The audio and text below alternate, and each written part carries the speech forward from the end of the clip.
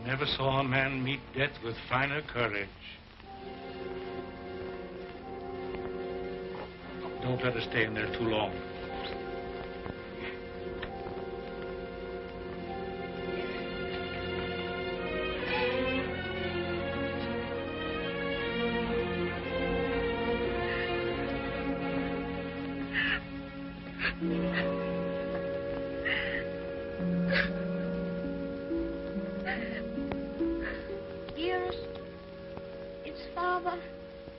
Is Father well now? Yes, dear. He's well. He's quite well. But we have no one left now but each other. No one at all. My baby.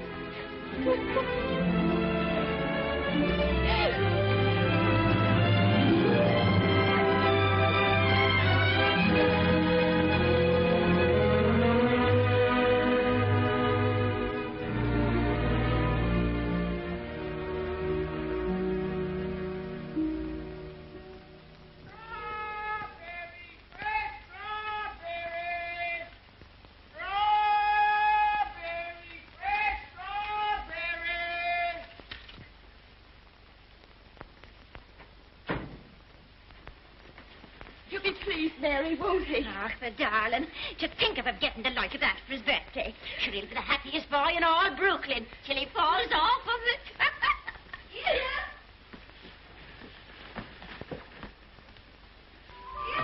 All right, Betty.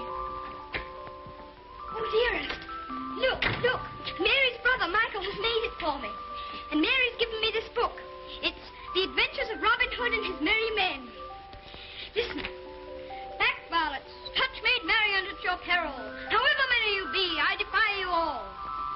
See, dearest, you're maid Marian, and I'm Robin Hood.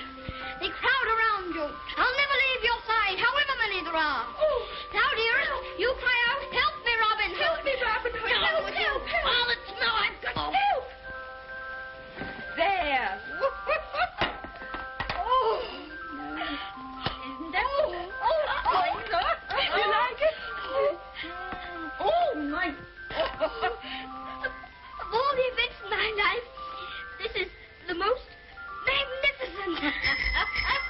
Do you really like it, darling? It's what you wanted? It's exactly what I wanted. Oh, I do hope it is. Only you will be careful, won't you, and not let it run away with you or anything. I suppose I'm about the safest bicycle rider in the whole of Brooklyn. Do you mind that now, huh? No? Can I ride it now, dearest? Can I go now? Oh. I can't wait 1 minute. Mr. Hobbs has to see it, and Dick. Can I go now, dearest? At once? Yes, dear, only do be careful. Oh, there we are. Oh, you know, let's go. Steady, do be careful of the streetcars if you get off the sidewalk. Wait a minute. Goodbye, dear. Goodbye. Oh, be careful, love, be careful, love, be careful.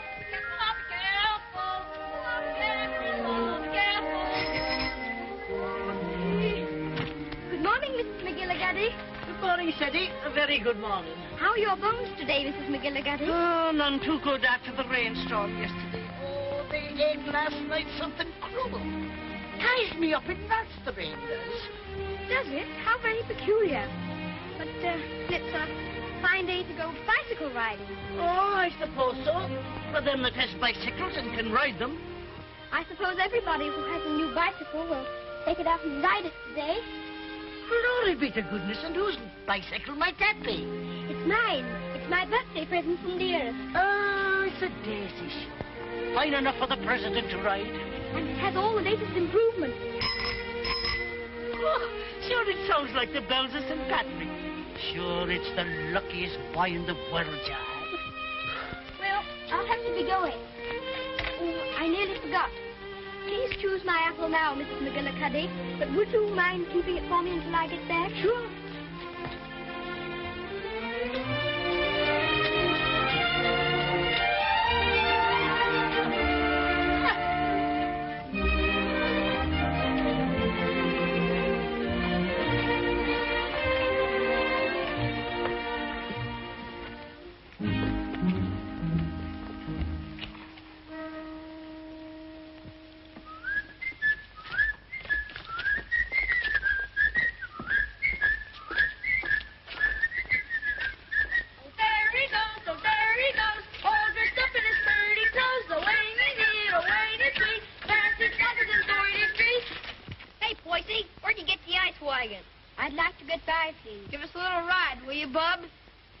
sorry, no.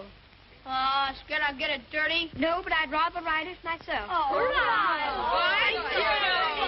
Hey, English, when'd you get back from dear old London? I'm not English. I'm an American. Now, where'd you get that kind of gab?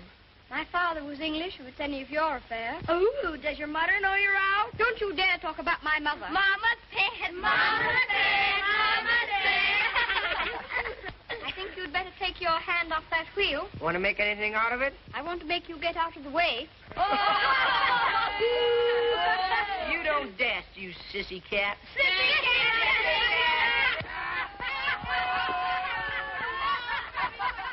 Wait a minute, Steady. Don't let him bluff you. I'll be right there.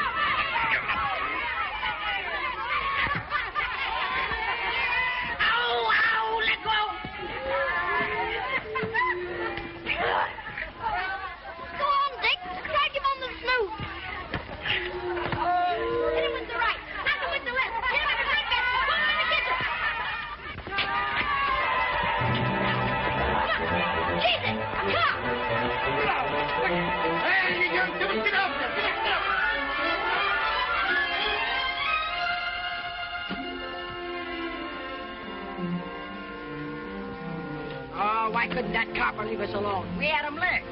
Thanks terribly for coming to my rescue, Dick. Oh, Nix, that makes us even for me giving you the mumps. They didn't even scratch it.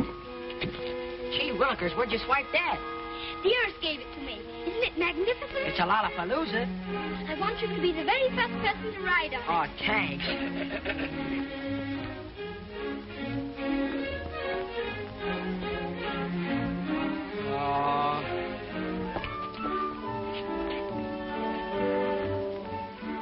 Thank you very much for your assistance, Mr. O'Brien. It's a pleasure, Freddie, my lad. Of course, I think we might have won anyway. Sure, and don't I know it? But I had to keep you from committing murder. I tell you what, Dick. I'll just go once around the block, and then you can ride it down to Mr. Hobbs' store. Make it later, because right away I got to go see my brother Ben off. He's going out west. Who is he? Where? Texas? No, Chicago. Oh, that would be splendid. Riding Mustangs and shooting bears. Here's my brother Ben now. Come on, Dick. I've got to leave. Well, come on down to Mr. Hobbs' store as quickly as you can.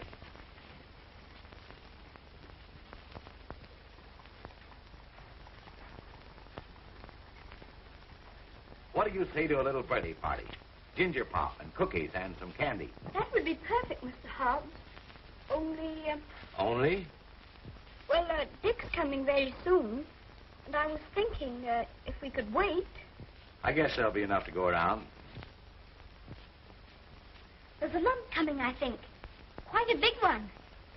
What are you reading, Mr. Hobbs? That's the way they go on now. British aristocracy. I've got no use for 'em. Earls and marquises going around as if they was lords of creation, wearing their coronets. Did you ever know any marquises, Mr. Hobbs? Or earls? I should say not. I'd just like to catch one of them inside here, that's all. I'll have no grasping tyrants sitting around on my cracker barrels. Perhaps they wouldn't be earls if they knew any better. Oh, wouldn't they, though? They just glory in it. It's in 'em. They're a bad lot. Here you are, Dick. Just in time for Steady's birthday feast. Demon Eddie, ginger pop and everything. Here's to your health, Steady.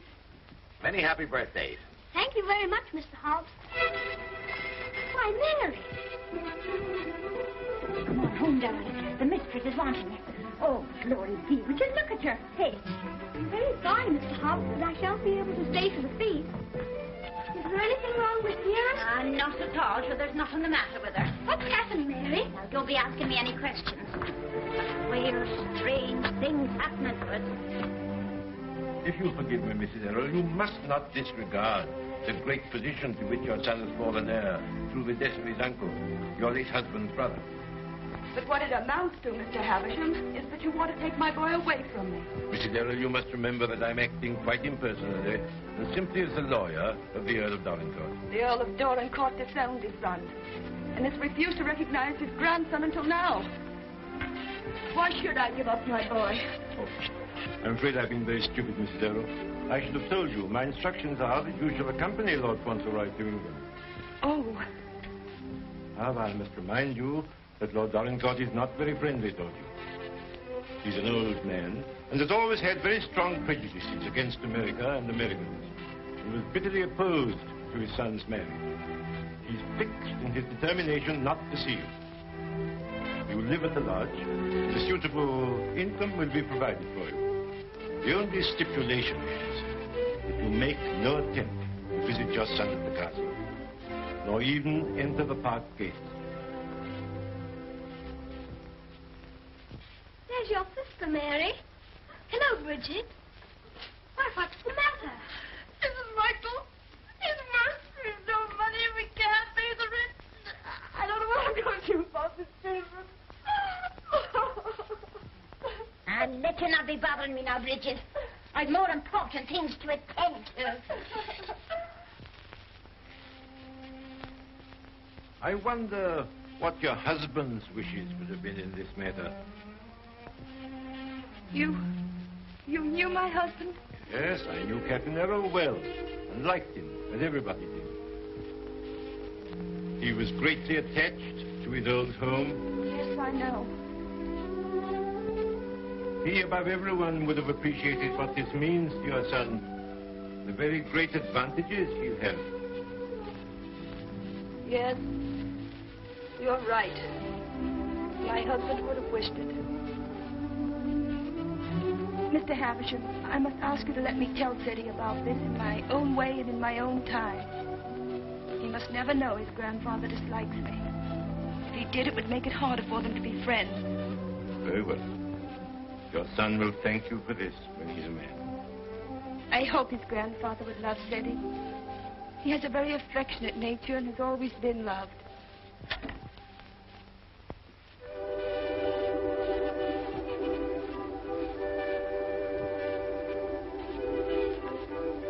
This is Mr. Havisham, dear, whom your grandfather has sent to see us, all the way from England. How do you do, sir? So this is little Lord Fauntleroy.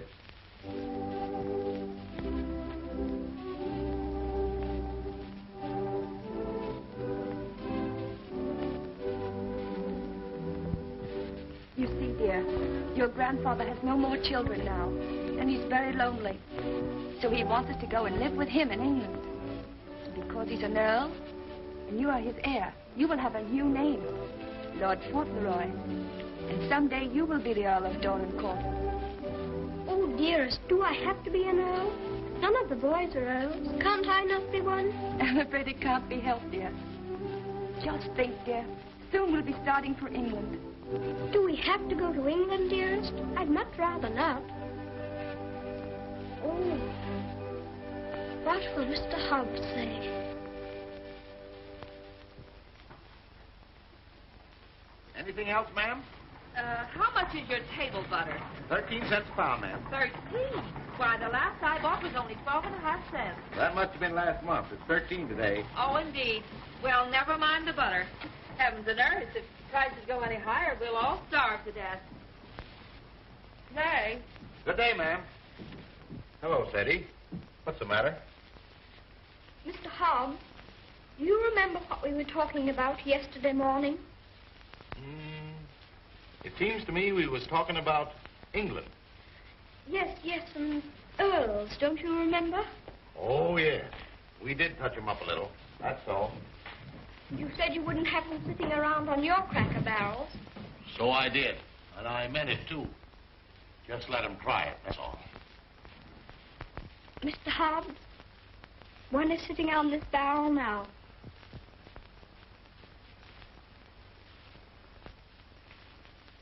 What?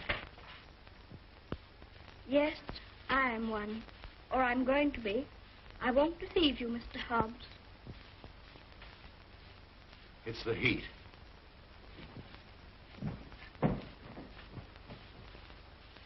It is a hot day. How do you feel? Got any pain? Thank you, I'm all right. I'm sorry to say it's true, Mr. Hobbs. Mr. Havisham, he's a lawyer, came all the way from England to tell us about it. My grandfather sent him. Who is your grandfather? I couldn't very easily remember it, so I wrote it down. John Arthur Molyneux Errol, Earl of Dorincourt. That's his name, and he lives in the castle. There are 2 or 3 castles, I think. All his sons have died now. That's why I shall be an earl. Now I'm Lord Fauntleroy. Well, I'll be jiggered. One of us has got a sunstroke. Oh, no, we haven't. We'll have to make the best of it, Mr. Hobbs. What did you say your name was? Cedric Errol, Lord Fauntleroy. Well, I am jiggered. Well, you always did talk more English than American. You think there's no getting out of it? I'm afraid not, Mr. Hobbs. Dearest says that Father would wish me to do it. But if I have to be an earl, I can try to be a good one. I'm not going to be a tyrant, Mr. Hobbs. And if there's ever to be another war with America, I shall try and stop it.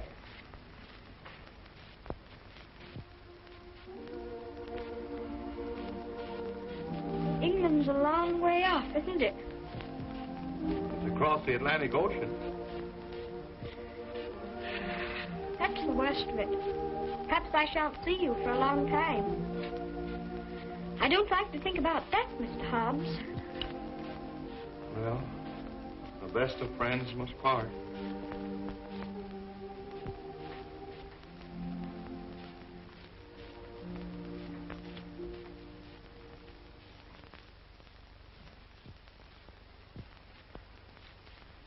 I'm afraid, Mr. Havisham, our American food must seem very strange to you. A little, ma'am.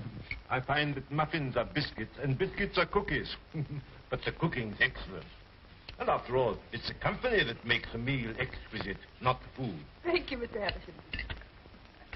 When you're an earl, you'll give splendid dinners in one of the most beautiful castles in England. Do you know, I'm not sure I know exactly what an earl is. And I think if anybody's going to be one, he ought to know, don't you? Would you mind explaining it to me? Well, someone is made an earl generally because he's done some service to his sovereign or some great deed. Oh, that's like the president. Oh, is it? Is that why your presidents are elected? Yes, sir. When a man is very good and knows a great deal, he's elected president. Then they have talks like processions, and bands, and everybody makes speeches. I used to think perhaps I might like to be president, but I never thought of being an earl. No, being an earl is rather different from being a president. An earl is generally of very ancient lineage. What's that? Very old family. Extremely old. Oh, that's like the apple woman. 100, I should think. She's of such ancient lineage, it'll surprise you how she can stand up. And the rain makes it worse. The first Earl of Dorincourt was created an earl hundreds of years ago. Well, well, that was a long time ago, wasn't it, dear? Many earls have been very brave men and have fought in great battles. I should like to do that myself. My father was a soldier and a very brave man, as brave as George Washington. I'm glad earls are brave. That's a great fountain. Would you excuse me a moment, please? There's someone I must see. Oh, certainly, of course. There's another advantage of being an earl. Some of them have a great deal of money. That's a good thing to have. I wish I had a great deal of money. Do you? Why? Well, there's so many things a person can do with money. A little tent to put her stall in, and a stove. And I'd give her a shawl, because then her bones wouldn't feel so badly. And what else would you do if you were rich? I'd buy Dearest all sorts of beautiful things. Dearest? I call Mother Dearest because Father did. And there's Dick. And who's Dick? Dick's a bootblack.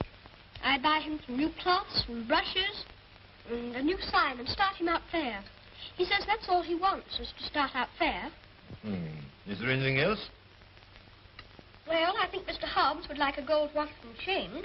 But what would you get just for yourself if you were rich? Isn't there one particular thing you've dreamed of having? Yes. A pony. But I suppose that would be too much to even dream about. I'm so sorry. A poor woman who was in trouble came to see me. Oh, is it Bridget? Yes, dear. I wish we could do something for her. She has 6 children, and her husband is out of work. He has inflammatory rheumatism, and that's the kind of rheumatism that's dreadful. Before I left Dorincourt Castle, the Earl said that if you expressed any wishes, I was to gratify them and give you anything you desired. Now, here are £5. In your money, $25. If you have any desire to assist this poor woman, I'm sure your grandfather would wish it. Can I have it now? Can I give it to her this minute? May I be excused, please, dearest? Yes, Freddie. Bridget! Bridget! Wait a minute! Here's some money. My grandfather gave it to me. It's for you. That's a great deal of money, Mr. Havisham. We've never had very much. I'm just beginning to realize the great power Freddie will have. Such a child still. I'm a little afraid. I think from what I've seen of him, that you have nothing to fear. Oh, I hope not. He mustn't be spoiled by all these wonderful changes.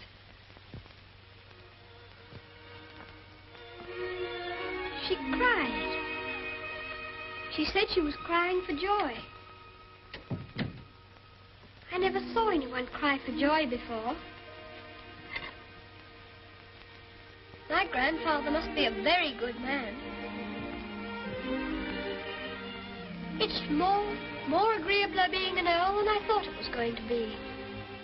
In fact, I'm almost quite glad I'm going to be one.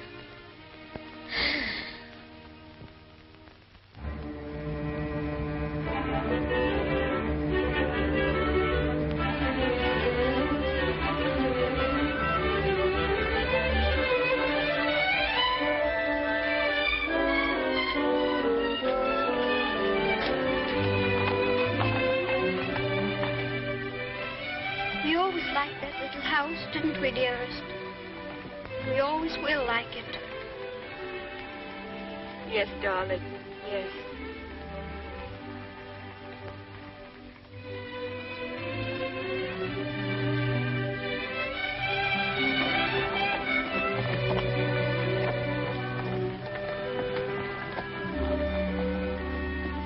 I've come to say goodbye. I have to go to England to be a lord, and I shouldn't like to have your bones on my mind every time it rains. Oh, bless your dear little heart. With all your kindness to me, the Bones is as quiet as anything. Can I give you a kiss for that?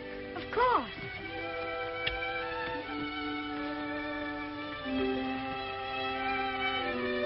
Here's an apple to eat on the board. Thank you very much. Oh, no, darling. Why should you pay? As my late husband used to say, this one's on the house. Thank you again. Well, goodbye. Goodbye, darling.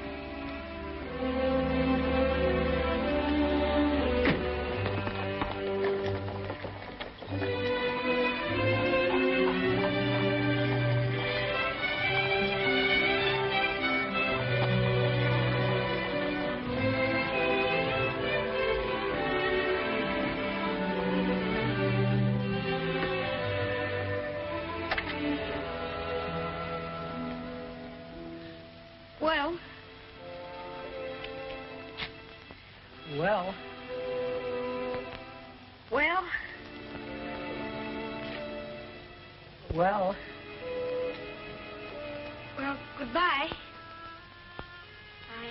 I hope trade will be good. Gee, if trade gets any better, I'll be rolling around in diamonds and pearls. That would be splendid, wouldn't it? I hope you have every sort of luck and happiness. Thanks, same to you, and I hope you think about us sometime when you're way over there, as they say, on foreign soil.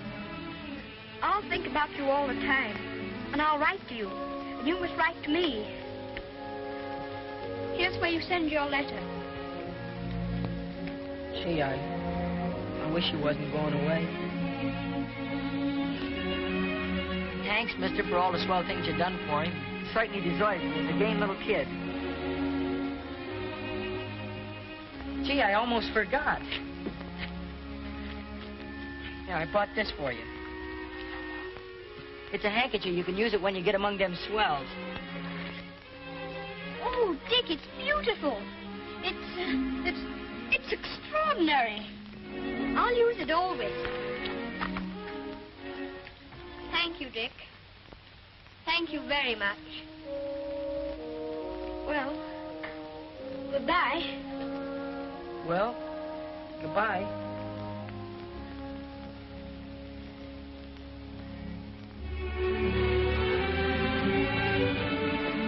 Would you mind very much not going in with me?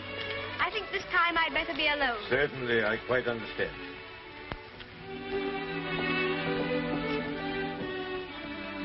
This is for you, Mr. Hobbs.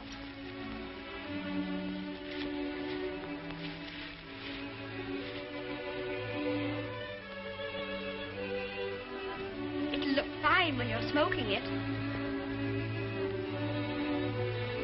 Why, Sadie, that's just what I wanted for a long time. This is my real present, Mr. Hobbs.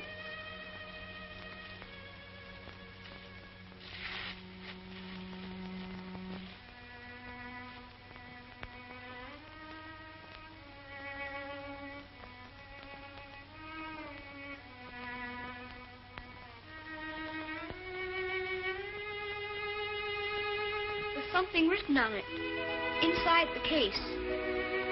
I told the man what to say. You read it.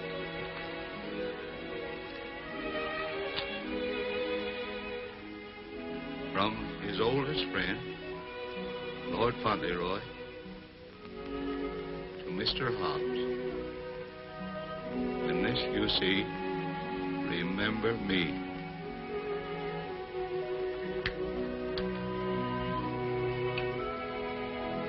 This you see, remember me.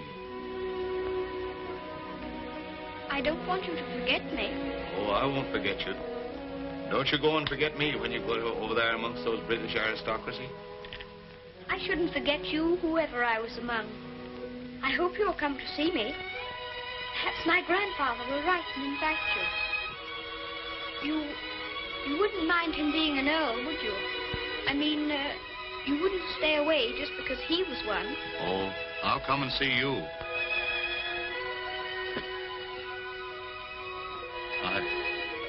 I won't be able to help myself.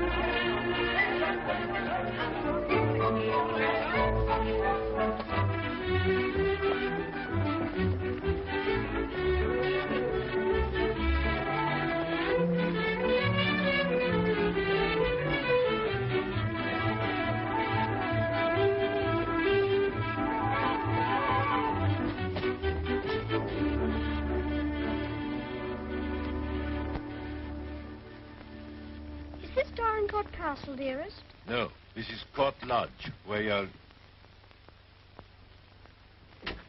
Here's Mary. We had a splendid time in London, Mary.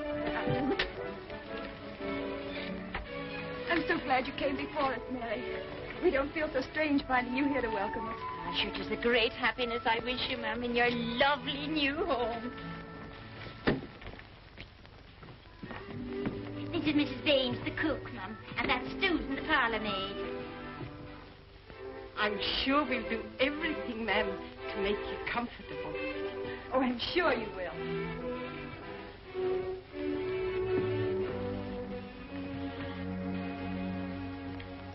I must say goodbye. The carriage is waiting to take me to the castle. I must tell the Earl of your safe arrival. He needn't go tonight.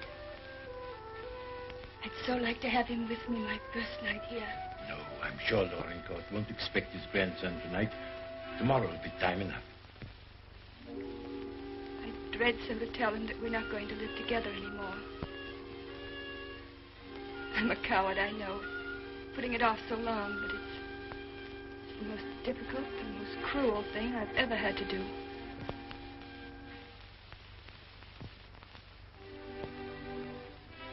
I wish you'd tell his lordship, please, that I'd rather not have the money. You mean the income he wishes to settle on? I have a little money of my own. It's quite enough to live simply on. I must accept the house, of course, because that makes it possible for me to be near Seti. I'm grateful to him for that, but... He'll be very angry. He won't understand it at all. I think he will understand.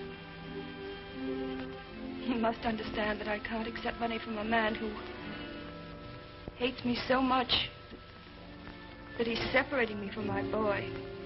I'll deliver your message.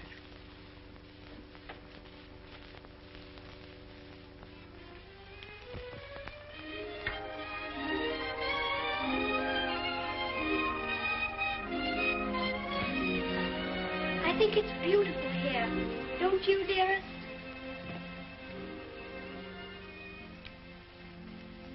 Seti, darling. There's something I must tell you. You're not going to understand it, I know.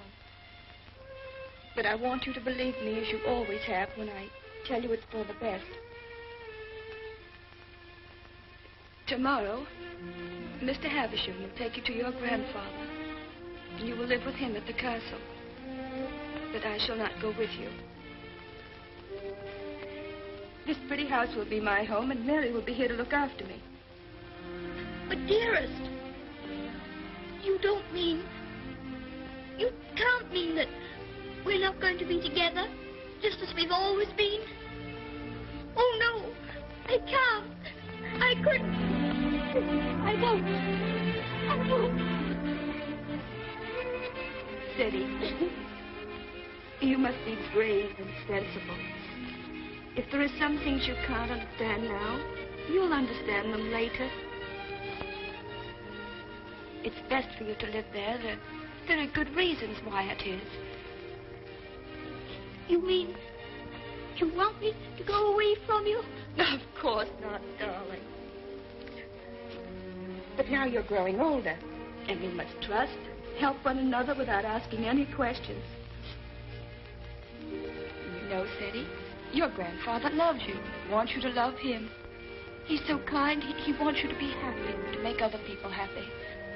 But, dearest, I can't be happy without you. But you won't be without me all the time. I'm not far from the castle here. You'll run in and see me every day. You'll love the castle. There'll always be something new and interesting to tell me. And I'll have things to tell you. Oh, Seti, we'll have such good times together. We'll be finding things out, both of us. We'll be explorers. Yes. Like Mr. Stanley and Mr. Livingston. That'll be exciting. And every night, when it grows dark, I'll put a candle in the window to guide you through the jungle, Mr. Stanley.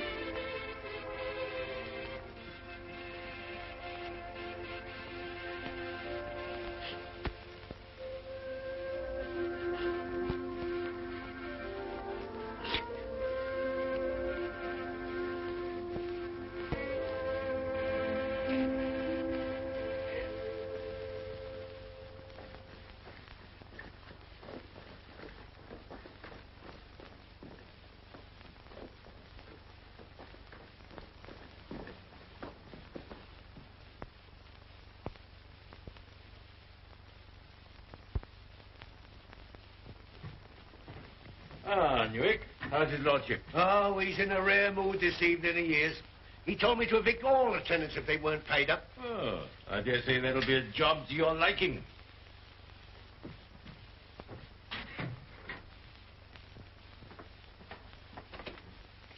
Oh, sir. Ah, Purvis. Glad to see you again. I'm very glad to see you, sir. Oh, idiot! Do what you're told. Bring what's ordered. Gout. Oh, yes, sir. These last few weeks have been the worst I've ever known, sir. I am surrounded by a lot of incompetent nincompoofs. Shut the door, you blockhead! I can't stand it no longer, Mr. Purvis. He's too much for any man. Cursing and swearing and calling people out the names like he does. And it ain't just today, it's every day. Thomas, you brought in the 63 ports. The first at 51. Oh, I to know he didn't say. Take the other bottle. What business you got drinking port anyway in this condition? I can't feed and house every lady lout in the parish, and I won't. You and your poor. I've had enough of them. But, my lord. Mr. Mordaunt is with him, sir. I said all I had to say, and now I say good night. Good day, my lord. Good day. Oh, how'd you do, Mr. Havisham? Mr. Mordaunt. Mr. Havisham, my lord.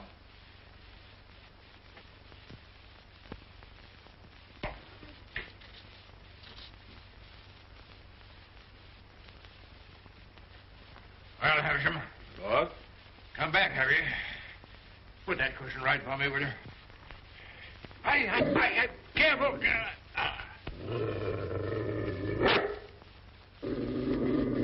What's full of hot needles?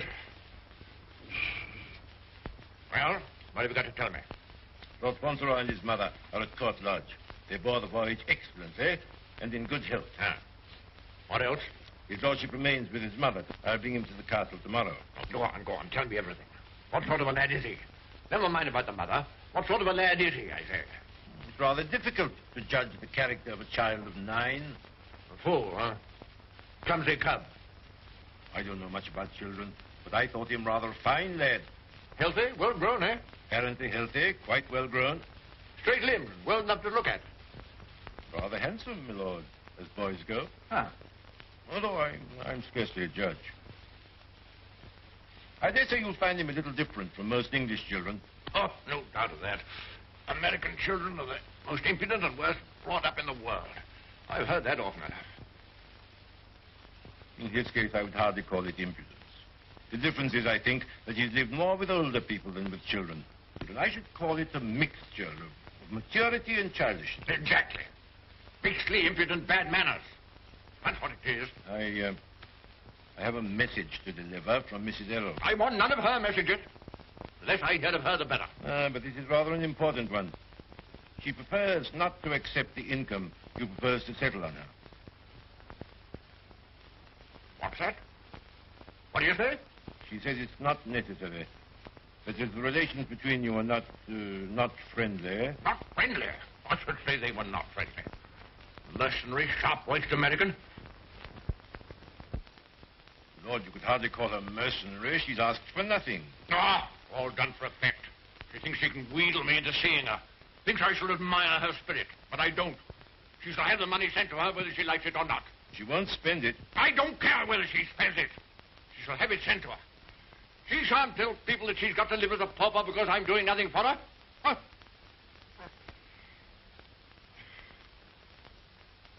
I suppose she's poisoning the boy's mind against me, too. No. I have another message that will prove to you she's not done that. I won't care.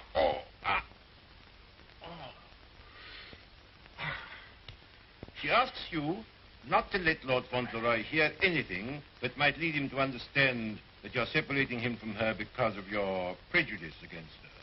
She says he wouldn't comprehend it. That it might make him fear you in some measure, or at least cause him to feel less affection for you. She wants there to be no shadow on your first meeting. Come now, Havisham, come now. You don't mean the mother hasn't told him? Not a word, my lord. Nothing has been said to the boy to give him the slightest doubt of your perfection. She's prepared to believe you the most amiable and affectionate of grandparents. In fact, he already regards you as a wonder of generosity.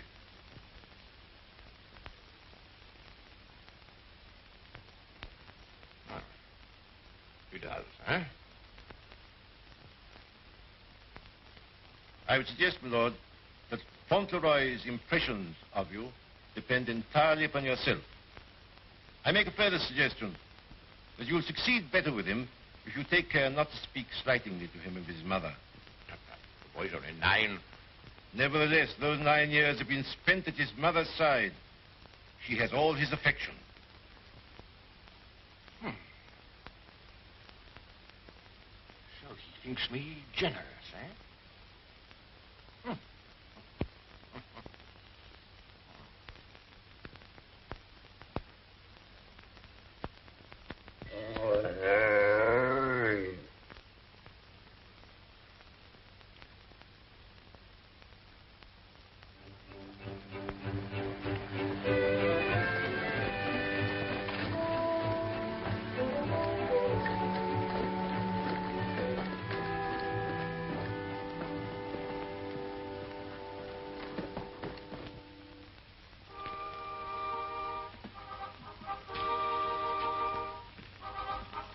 Service, this is Lord Fauntleroy. My lord. How do you do? Thank you, my lord.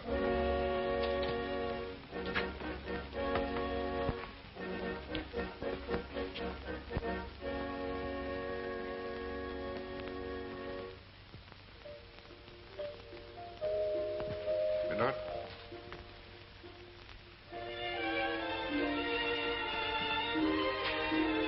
This is Lord Fauntleroy, Mrs. Mellon. Lord Fauntleroy, this is Mrs. Mellon, the housekeeper. How do you do, ma'am? I shouldn't know his lordship anywhere, sir. Yes, the captain's face and way. Oh, was it you who sent the cab? I'm ever so much obliged to you, ma'am. How do you do? He's a great day, this, sir. Where's his lordship? In the library, sir. Lord Fauntleroy is to be sent to him alone.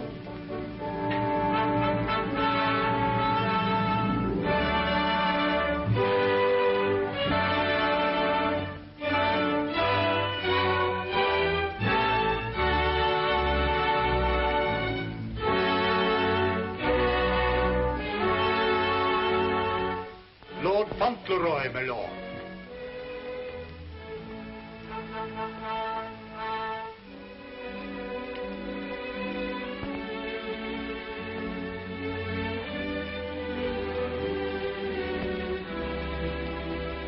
Dougal, come back, sir.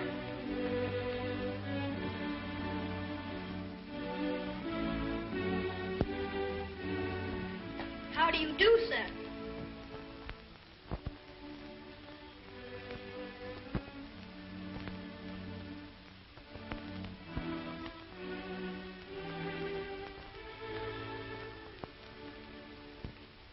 Are you the Earl? I'm your grandson that Mr. Heavensham brought. I'm Lord Fauntleroy.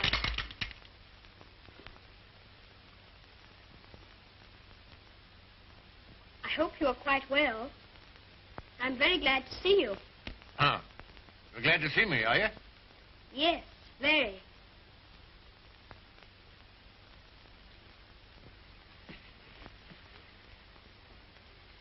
I kept wondering what you would look like if you'd be anything like my father. Oh, and am I? Well, I don't think you are, very. You're disappointed, I suppose. Oh, no. Of course you would enjoy the way your grandfather looked, even as kind to him as you've been. Oh, so I've been kind to you, have I? Yes. I'm ever so much obliged to you about Bridget and the apple woman and Dick. Bridget, Dick, apple woman? They were particular friends of mine. You know, they were the ones you gave me all that money for. The money you told Mr. Heavensham to give me if I wanted it.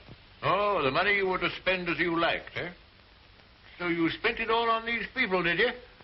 Bridget, Dick, and the apple woman. Yes, and I gave Mr. Hobbs a gold watch and chain and a pipe. I put some poetry in the watch. It was, "When this you see, remember me."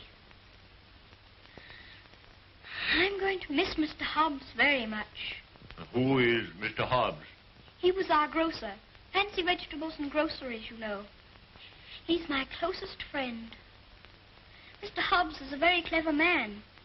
Do you know he can recite the Declaration of Independence right through? Oh. What's the matter? I just remembered you might not like to hear about the Declaration of Independence. I forgot you were an Englishman. Huh? You forgot you were English too, didn't you? Oh, no, I'm an American. You are English. Your father was an Englishman.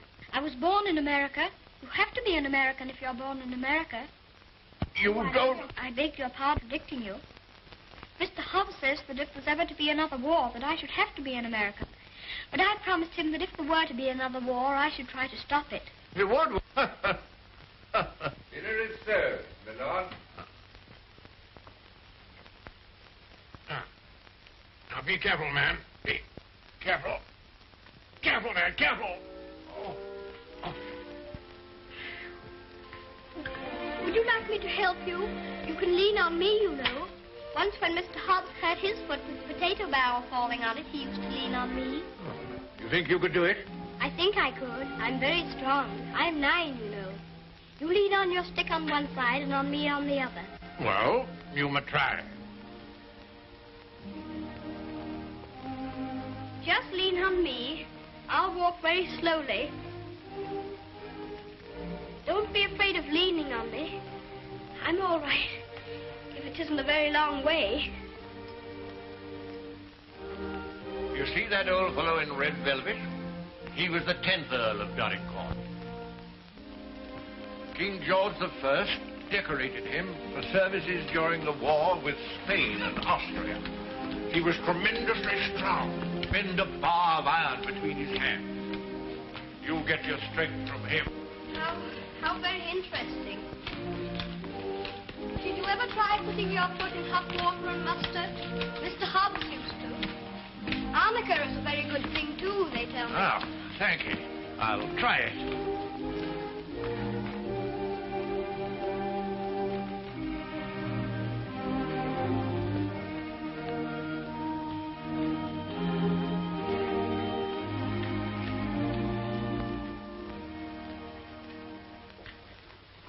It is warm, isn't it?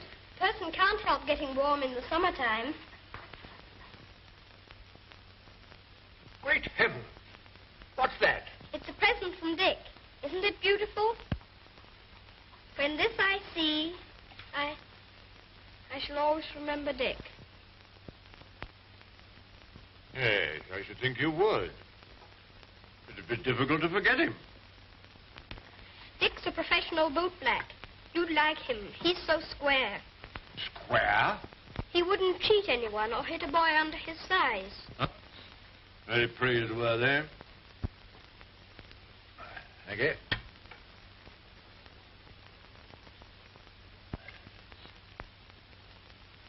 What's the matter? Don't you like your soup? Oh, yes. I was just wondering. Wondering? Wondering what? You don't wear your coronet all the time, then? No. It doesn't become me. Mr. Hobbs said you wore it all the time. But after he thought it over, he said he thought you must take it off sometimes to put your hat on.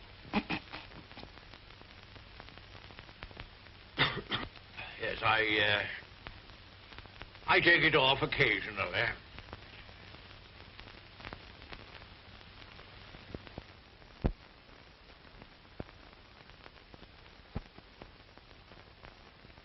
You must be very proud of your house. I never saw anything so beautiful. But it's a very big house for just 2 people to live in, isn't it? No? You think it's too large? Well, I was only thinking that if 2 people lived in it who are not very good companions, they might get a little lonely sometimes. Hanky, do you think I shall make a good companion? Yes, I think you will. I think you should be almost as interesting as Mr. Hobbs. Huh. Mr. Hobbs and I were very great friends. He was the best friend I had, except...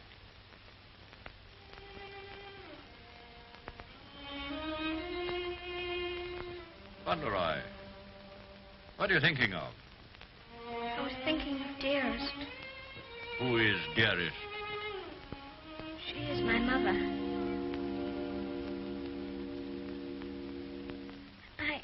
I think I'd better get up and walk up and down.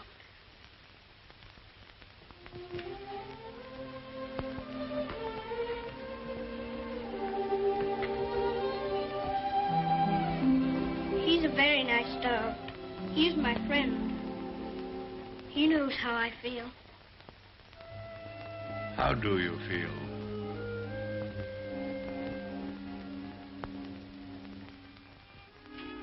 Come here.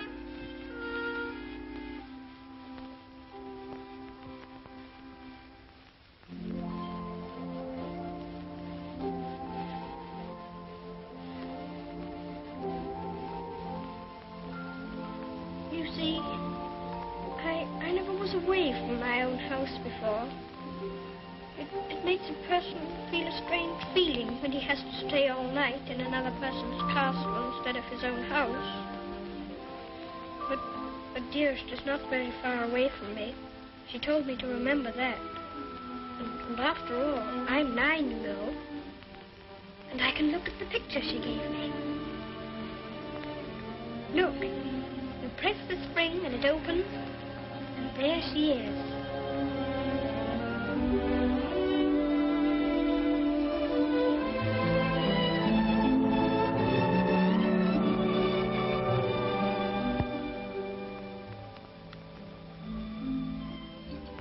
I suppose you think you're very fond of her. Yes, I do think so, and it's true. Mr. Hobbs and the others were my friends. But Dearest is my close friend. My father left her to me to take care of. When I'm a man, I'm going to work and earn money for her. Oh, what do you think of doing? Well, I did think of going into business with Mr. Hobbs. But I should like to be president. We'll send you to the House of Lords instead. Well, if I couldn't be president, and if that's a good business, I shouldn't mind. The grocery business is dull sometimes.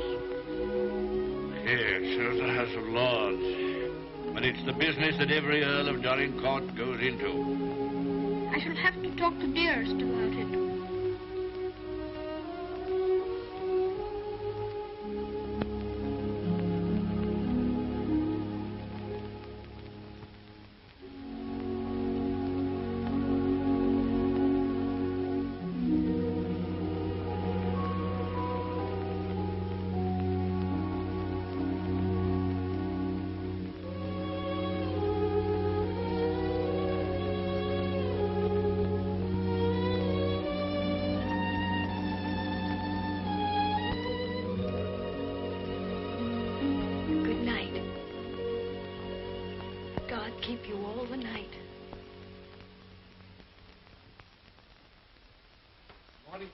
Good morning, sir. His lordship? In the library, sir. And such goings on I never heard in all my life. Do you think it'd be all right for me to see him? Oh, yes, sir. He's expecting you.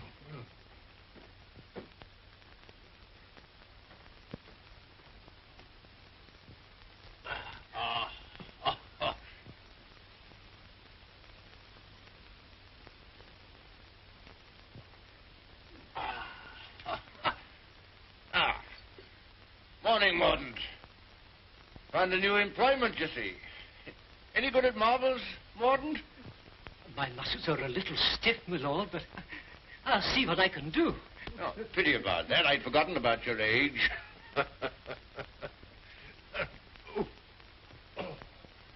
This is the new Lord Fauntleroy. Fauntleroy, this is Mr. Mordaunt, rector of the parish. I'm very glad to make your acquaintance, sir. I'm delighted to make your acquaintance, Lord Fauntleroy. Well, what is it this morning, Mordaunt? Who's in trouble now? It's one of your tenants, my lord. Higgins of Edgefarm. Newick has told him that if he doesn't pay the rent, he must leave the place. He's a bad tenant. Always behind, Newick tells me. He's devoted to his wife and children. If the farm is taken from him, they may literally starve. That's like Michael. Oh, I forgot we had a philanthropist here. Come here. What would you do in this case? Well, if I were very rich, I should let him stay and give him things for his children. Nonsense. You're Lord Fauntleroy. Time you learn to deal with these situations. You can write, can't you? Yes, but not very well. Well, go over to the desk and write Newick his orders.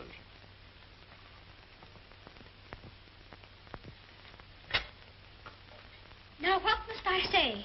You must say, Higgins is not to be interfered with for the present.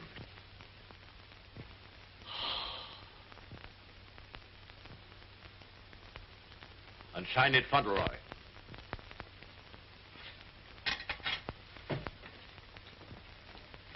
Do you think it will do?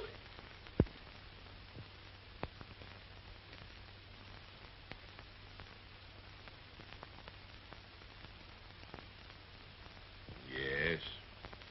Higgins will find it entirely satisfactory. Mr. Hobbs always signed his letters that way, and I thought I'd better say please. Is that exactly the right way to spell interfered? Well, it's not exactly the way it's spelled in the dictionary, but... I was afraid of that. Yes, Higgins won't complain of the spelling. I think you must be the best person in the whole world. Don't you, Mr. Mordaunt? I shall write and tell Mr. Hobbs. Oh, and what'll you tell him? I shall tell him I think you're the kindest man I ever heard of.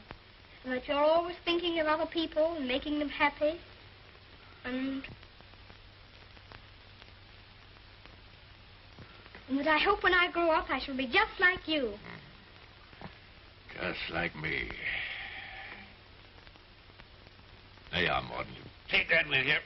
I will indeed. This is good news. Thank you, my lord. Oh, don't thank me. Thank Fauntleroy. Thank you. Goodbye, sir. Goodbye.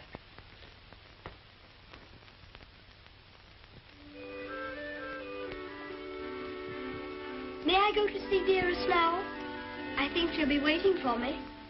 There's something for you to see in the stables first. Ring the bell. In the stables? If you please. I'm very much obliged, but I think I'd better see it tomorrow. She'll be expecting me all the time. Ah, very well. We'll order the carriage. And you don't care to see what's in the stables? Oh, I do. Oh, it doesn't matter. It's only a pony. Pony? Whose pony is it? Yours? Mine. Yes. Oh, I never thought I'd have a pony. I never thought that. How glad Dearest will be. You give me everything, don't you? Wouldn't you like to see it? Of course I want to see it. I want to see it so much I can hardly wait. But I'm afraid there isn't time. You must see your mother this afternoon. You can't put it off till tomorrow? Why, she's been thinking about me all morning, and I've been thinking about her. Oh, you have you? I'll ring the bell.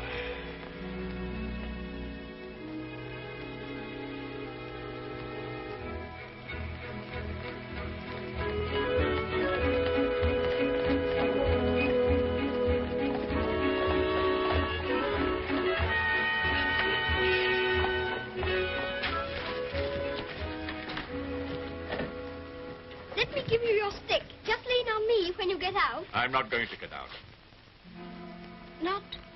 Not to see Dearest? Dearest will excuse me.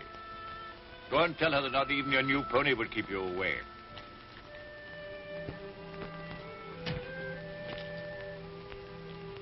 She'll be disappointed. She'll want to see very much. I'm afraid not. The carriage will call for you as we come back. Drive on, Jeffries.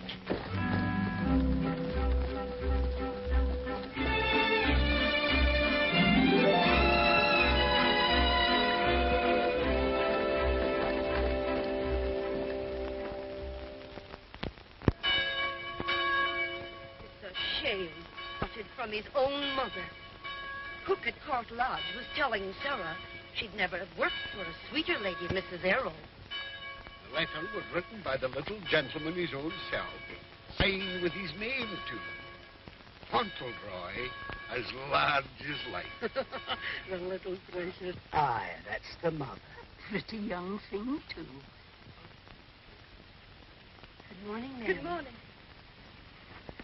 God bless you, ma'am. Thank you. Good morning, ma'am. Good morning. It's his lordship coming to services. That's a new notion.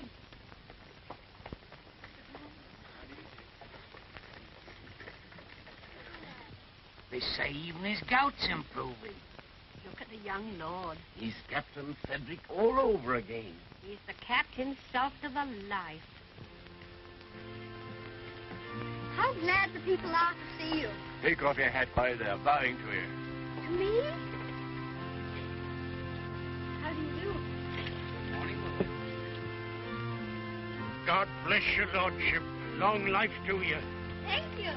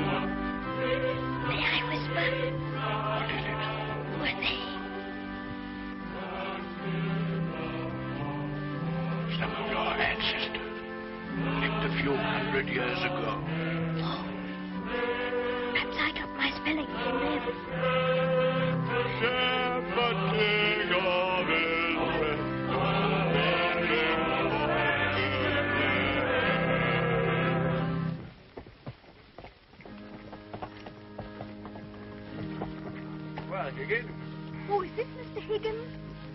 Yes, I suppose he's come to have a look at his new landlord. Yes, my lord. I understand his young lordship was kind enough to speak for me, and I thought I'd like to say a word of thanks. I've got a great deal to thank your lordship for. Oh, I only wrote the letter. It was my grandfather who did it. You know how good he always is to people. Is Mrs. Higgins well now? Yes, your lordship.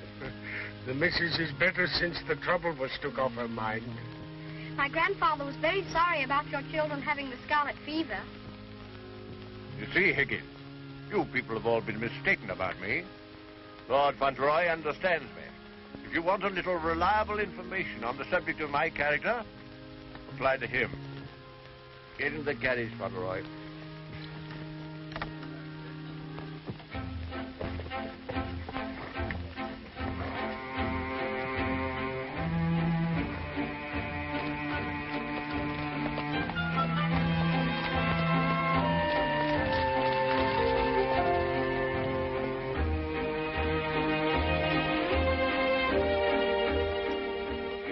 Mother very much? Yes, sir. I miss her all the time. You don't miss her, do you?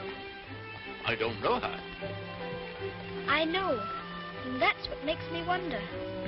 She told me not to ask any questions, and I won't, but... See her almost every day, don't you? Isn't that enough? We used to see each other all the time. We could tell each other things without waiting. Don't you ever forget about her? No, sir, never. I shouldn't forget about you, you know. If I didn't live with you, I should think about you all the more.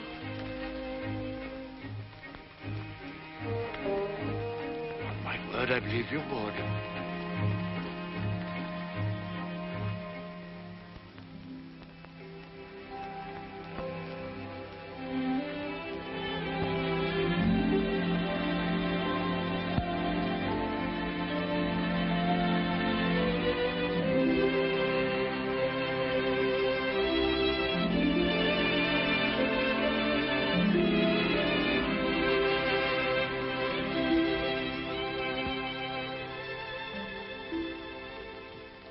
is such a good Earl, he reminds me of you. He is a universal favorite. Well, reminds me of you. Think of that now. He's known this Earl only a little while, and we was lifetime acquaintances. I don't know as I want him to be reminded of me by this Earl. They've been using influence on him, I bet you. You're right. They got twisty ways, those aristocrats. They'd wheedle their little finger around your heart as soon as look at you. All for their own purposes, mind. It's a pity they're making an oil out of him. Yeah. He would have been a shining light in the grocer business. A shining light. Do you know any particulars about that stuff, like castles and oils? No, not much. Except they're haughty and mean. Here's a Jim Dandy letter he wrote. Almost as good as seeing him. Only it ain't, of course. Oh, he was a plum daisy of a kid. I bet you sometimes he wishes he was back here. I do. You lonely? Oh, not so bad. Where you living now? Oh, me and two other fellas, we got a room in a lodging house. The other two fellas, they get drunk and fighting, but it's cheap. Oh, that's no sort of a place for a lad like you to be living. Now, look here. I got a clean, dry loft over my stable, and there's an old bed you can have. Why don't you come here and stay? Won't cost you a cent. Gee, do you mean that, Mr. Hobbs? Well, certainly I do. Yahoo! Gee, Mr. Hobbs, talking about oils. You ain't no oil, you're a prince. Oh, sure.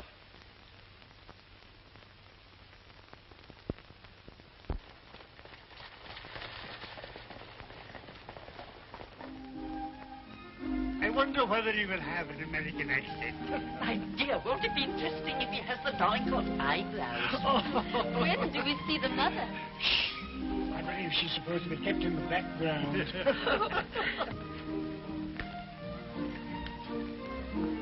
Well, Marmaduke, is this the boy? Yes, Constantia, this is the boy.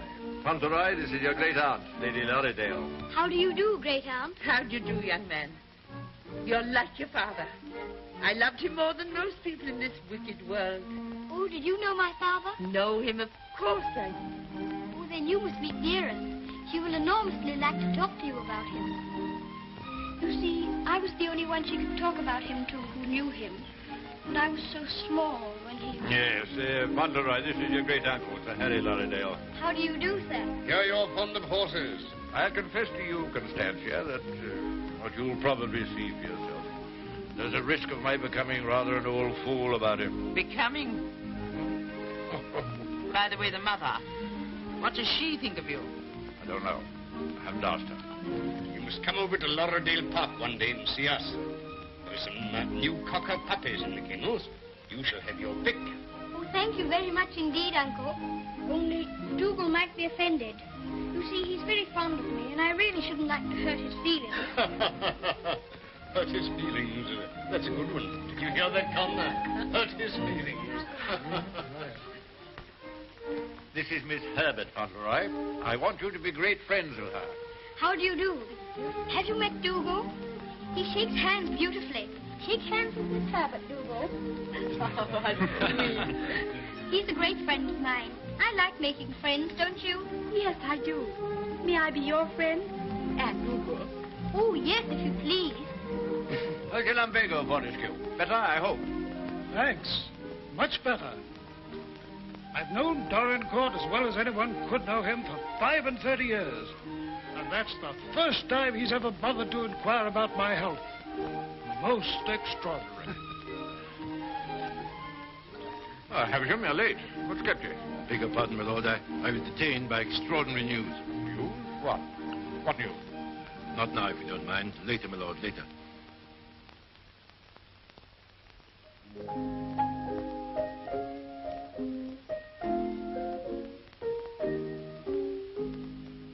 The young May moon is beaming, love.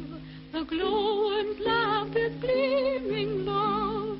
How sweet to roam through Mona's grove, while the drowsy world is dreaming, love. Then awake till rise of sun, my dear. The sage's glance will shun, my dear. Or in watching the flight of bodies of light, he might happen to take thee for one, my dear. Charming, charming. What a sweet song. Delightful, my dear. Thank you, my dear. Thank you. Do you like music? Yes, I like it when you sing it. Dear my Lord Fauntleroy, why do you look at me so? I was thinking how beautiful you are.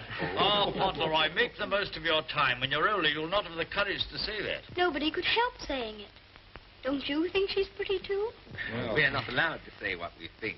Lord Fauntleroy shall say what he thinks. I'm sure he thinks what he says. I think you're prettier than anyone I ever saw, except Dearest. I think she is the prettiest person in the world. I'm sure she is.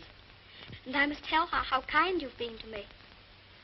I never was at a party before, and I've enjoyed myself so much. Oh, I beg your pardon.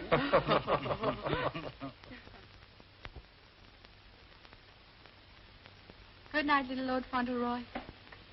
Keep well. Thank you very much.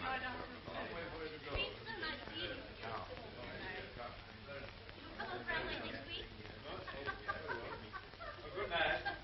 So glad you came.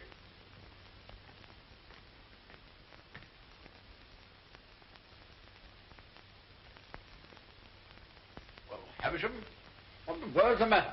Something serious must have happened to make you behave like this. What is it? It's bad news. The very worst of news, my lord. I'm sorry I have to be the bearer of it. Why do you look at the boy so? You hang over him like a bird of ill omen. Has it anything to do with Fauntleroy? My lord, I waste no words. My news has everything to do with him. If we're to believe it, it's not Lord Fauntleroy who lies asleep before us, but only the son of Captain Errol. The present Lord Fauntleroy is the son of your boy Bevis, and at this moment is in a lodging house in London. What do you mean? You're mad. It's a lie.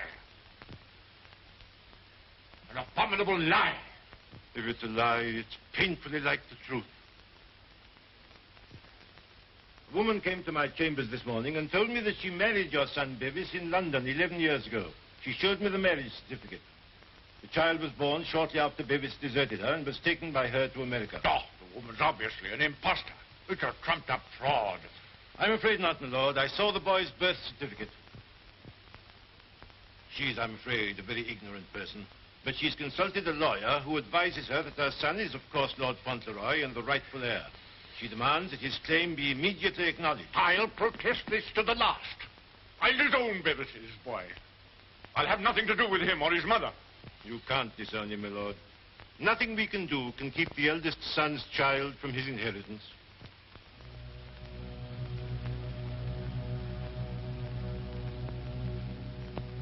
The woman you say is an ignorant, vulgar person, eh?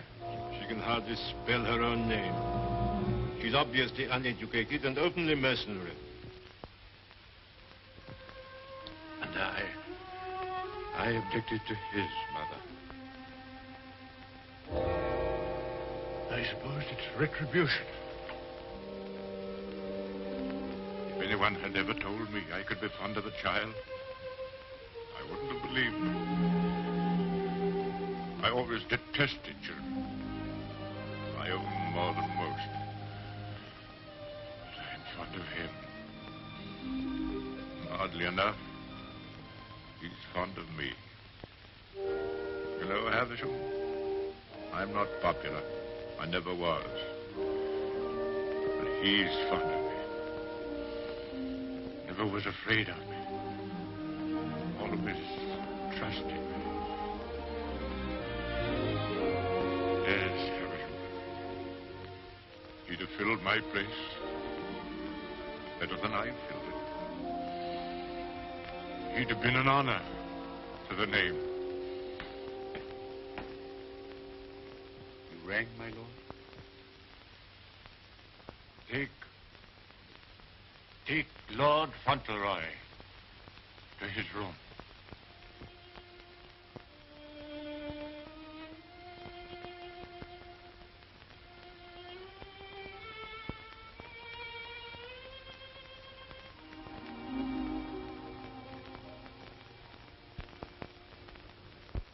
What a pity. The boy's a thoroughbred if ever there was one. I suppose you may say it's a judgment on Molyneux. But that boy, the first human being he ever loved. Will Molyneux take the case to the courts, do you think? Can't tell. He's obstinate enough. The courts are the devil. You go in with your best suit, buckles on your shoes, and come out as nature made you. Bless my soul, Constantia. Whoever would have dreamed that I'd have felt sorry for the old boy? I wouldn't have minded our having a boy like that, Harry. Yes. Bit of luck for us, old girl, if we had. Huh? I'll tell you one thing. If his little lordship loses his title, the village loses the best friend it has. Aye, that's right. And I'll tell you another thing. It'll drive the Earl mad if this goes wrong for him. Why, he's been so proud of the boy, you'd hardly believe it if you knew him for what he was before. And the new one's no lady, that's sure. Bold-faced thing, that's what she is. The dark-eyed, brazen-faced wench. It's the Earl coming now with Mr. Avisham.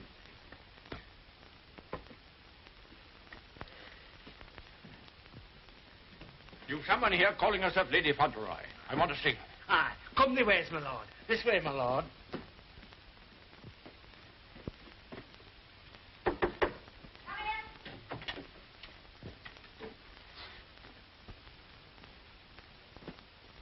Earl of Dorincourt.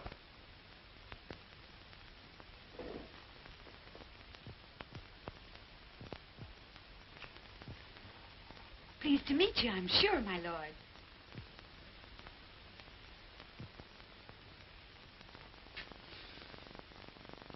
Bevis?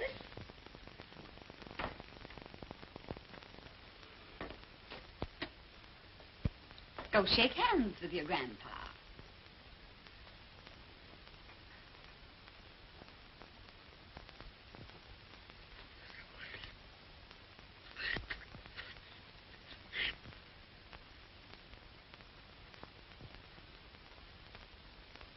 So that's the way you're going to treat your grandson, is it? Ah, you needn't try to look so fierce about it. He's your grandson, all right. Yes, my lord. We have proof of the young gentleman's birth. He is the son of the late Lord Fauntleroy. Allow me to introduce himself. Joshua Snade, at your service. My card. I've already had the pleasure of making Mr. Havisham's acquaintance. Lady Fauntleroy has placed all the evidence in my hands. I can assure you, my lord, it is sufficient to justify her case should it come into court. But may I suggest that we come to an arrangement and settle this matter amicably on a friendly basis? Friendly? Ha! Look at him staring at me as though I was dirt. Me, his own daughter-in-law. Oh, your son Bevis married me, all right. And a fine rotter he was. But he was the father of my boy, and I can prove it. Lady Fauntleroy, please. You may think you can fight me, but a lot of good it'll do you. They don't love you around here, and you know it. I've heard plenty about you and your dirty, snobbish pride. Plenty of pride you'll have when I'm finished with you. Unless you want to climb down off your high horse and get reasonable with your own flesh and blood. Lady Fauntleroy... You shut up. I'll stop at nothing, do you hear? I'll drag this case through every court in the land. I'll let the whole world know what you are. You and your precious son, Bevis, deserting me and his own child, a babe in arms. How I've suffered, heaven only knows. And you standing there looking at me and my boy as if we were scum. You ought to be ashamed of yourself. You say you married my eldest son.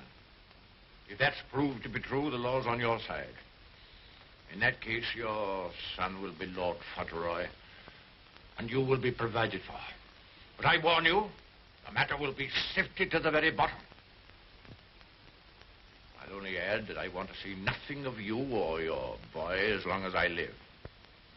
After my death, you can, unfortunately, do as you please. Yes, you're exactly the kind of person that I should have expected my son, Bevis, to choose.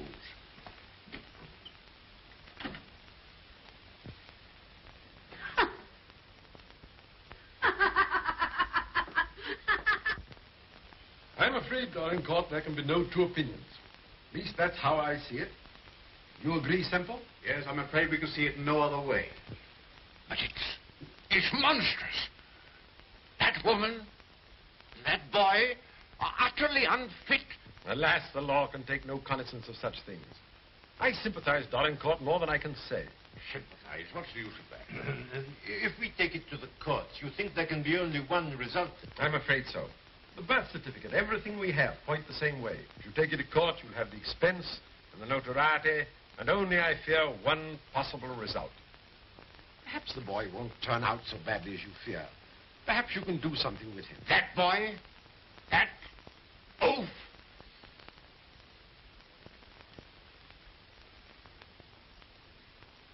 With the other one. Yes. Well, I have no other course but to accept your judgment. Come, Havisham. Thank you, Lord. And you, Mr. Semple.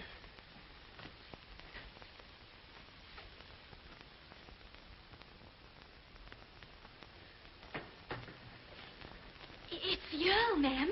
The Earl himself. Show him in.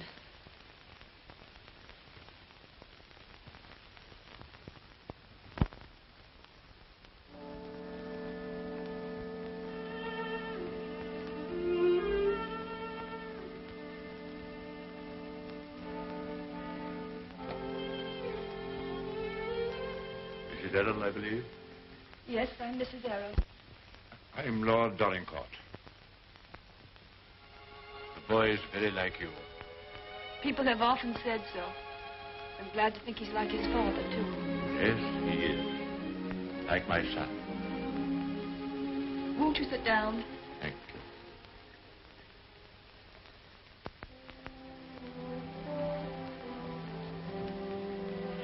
I've come to tell you that I've had the very best, the highest legal opinion. I'm sorry. This outrageous woman and her child. Perhaps she cares for him as much as I care for Seddy, my lord. Her son is Lord Fauntleroy. Mine is not. Yes, I'm afraid you're right. Perhaps you would prefer that Seddy should not be the Earl of Dollingcourt. It's a very magnificent thing to be the Earl of Dollingcourt, my lord. I know that. But all I care about is that Seddy should be what his father was.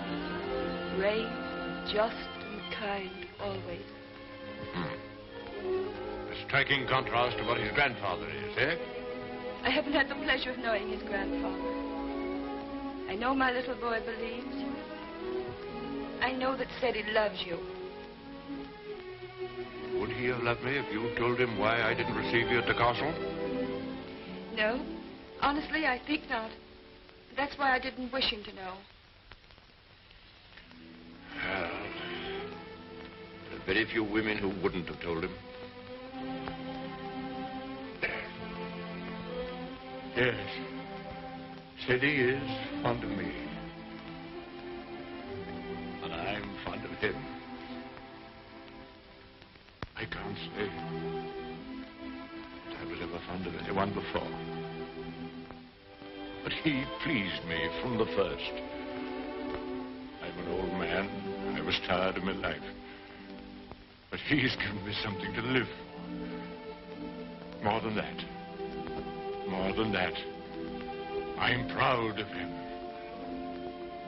I was satisfied to think that one day he'd be taking my place as head of the family. I'm miserable. Miserable.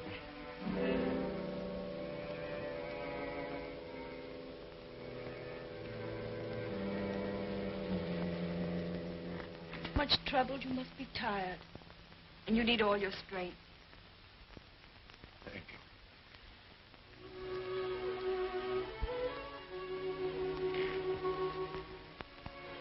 Perhaps it's because I'm miserable that I've come to you.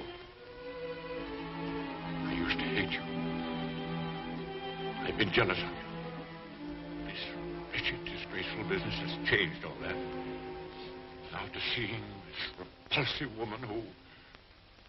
Well, I felt it would be a relief to come to you. I'm an obstinate old fool, I suppose. I know I've treated you badly. But I've come to you because the boy cares for you. And because I care for him.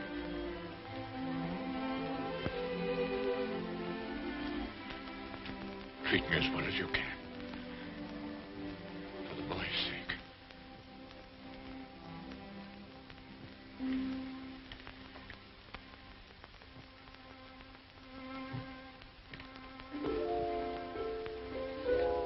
Whatever happens, he shall be provided for.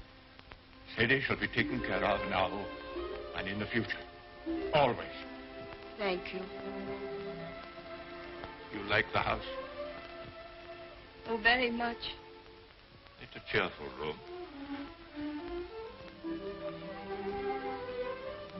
May I come back again and talk this matter over? As often as you wish.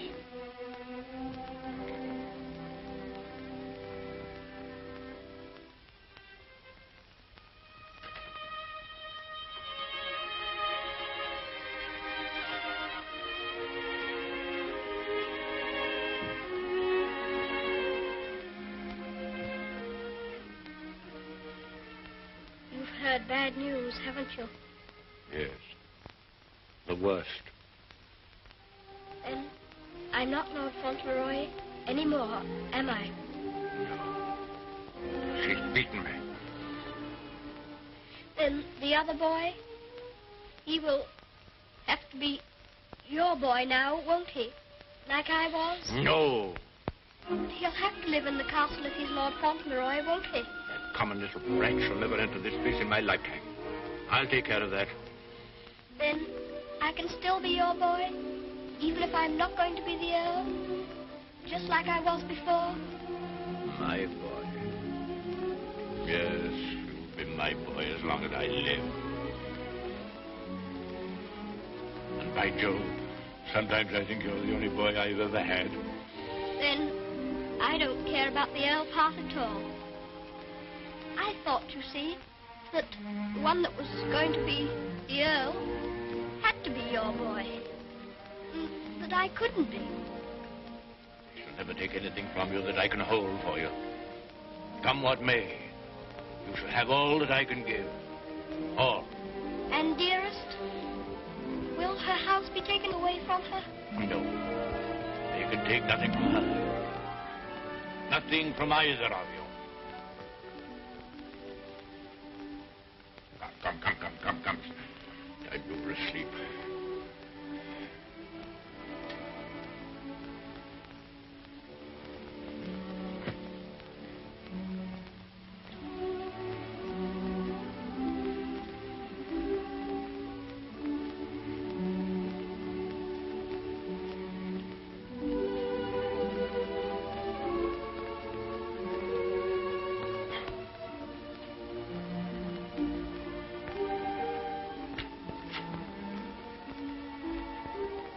Good night, Grandfather.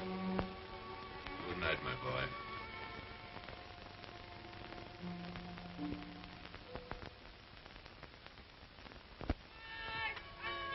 The aged Earl remains secluded in his castle and refuses to have any communication with the rightful heir.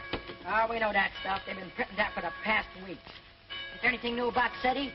Yes, here it says, the prospects do not look very bright for the false claimant, Cedric Earl of Brooklyn. Well, I'm jiggered. At last, they've succeeded in robbing him out of being an earl.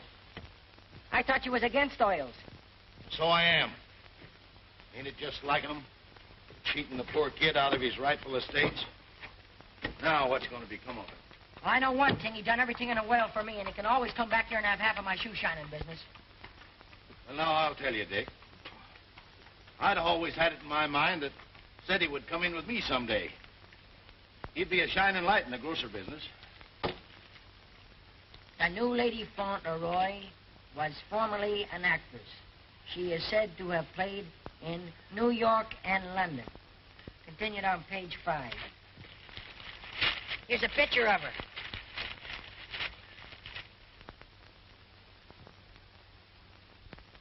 Holy mackerel. What's the matter? Here, look at this. It's her. Her? She ain't no aristocrat, she ain't. I know her as good as I know you. It's Minna, Ben's wife. Your brother? Sure. You mean it's some kind of hocus pocus? Sure I do. Well, I'm jiggered. She was married before, but I never heard of her having no other kid but Ben's kid. You mean the one Ben went out to Chicago to look for? Sure. Maybe she had another kid in England. Maybe she did and maybe she didn't. We'd ought to do something about this. You're dead right we ought to. But we got to get the proper advice. Gee, I wished I knew Alderman Murphy. I know Alderman Murphy. You do? Yeah, come along. Let's go right now. Them Earls, they've always had a spite against us Americans ever since the Revolution. What a place. What a hole. I'm sick to death of it.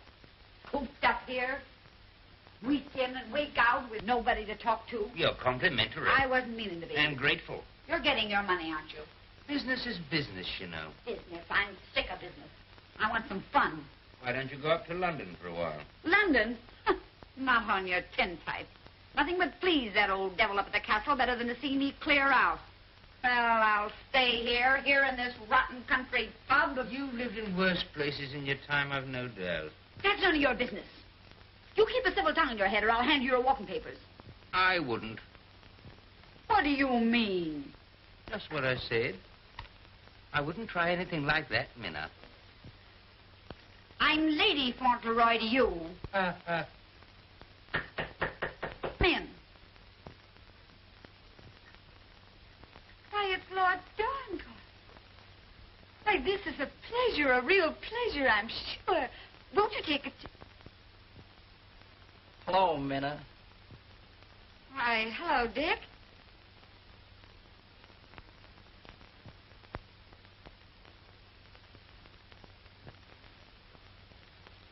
Hi, Ben. What are you doing here? Where have you been all this time? You know her? Funny if he didn't, seeing as how he was my second husband. Where is the child? What child? You know what child, our boy Tom. Oh, Ben. But you know, you must have heard. Someone must have told you. Told me what? It was pneumonia. Only 3 days and he was gone. It broke my heart. I meant to write you, but I didn't know where you were. If that's true, who is this boy you've got with you?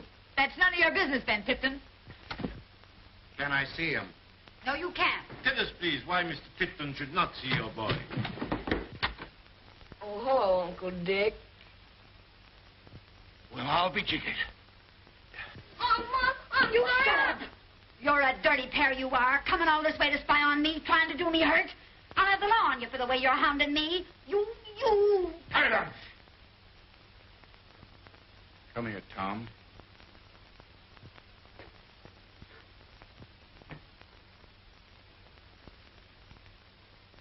I knew nothing of this, my lord, I assure you. There's a little matter of a forged birth certificate. But I swear to you. Never mind, Havisham. I've had enough of this. Too much. The sooner the pair of you are out of this country, the better. Come on, Havisham. You'll be sorry for this, you will. It's prosecution, that's what it is. It's robbery.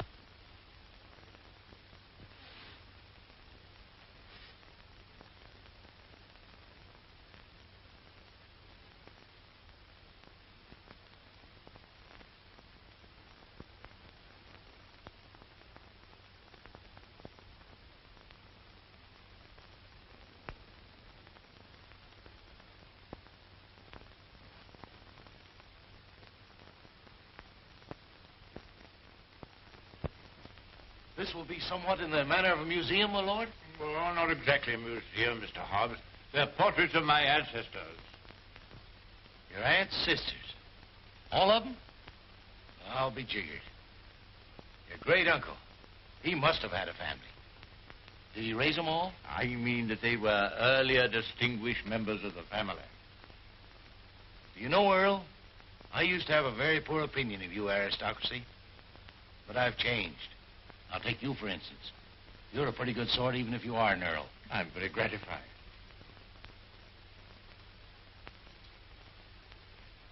A bit gay, wasn't he? Yes. That's why I had the gout, Mr. Hobbs. Oh. And they was all earls. And said he's going to be one. And own all this. And he'll be worthy of it, Mr. Hobbs. Sure he will. All these earls. You know, I wouldn't have minded being one myself.